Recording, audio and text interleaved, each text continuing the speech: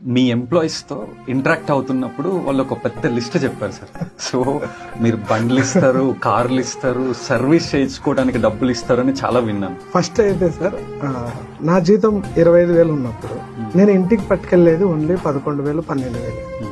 So మా కంపెనీలో అది ఉండకూడదు అనేది నా ఫిలాసఫీ. వాడికి 25,000 జీతం ఉందంటే 25,000 వాడి ఇంటికి పట్టుకెళ్ళాలి. సో దీనికి ఏమేమి చేయాలి? ఓ లిస్ట్ వేసుకుంది. బైక్ ఇస్తే అయిపోయిందా?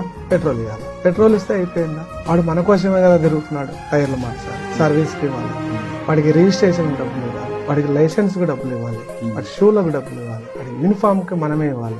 నా డబ్బు ఖర్చు పెడుతున్నానే అన్నది మా ఎంప్లాయీ మైండ్ లో రాకూడదు.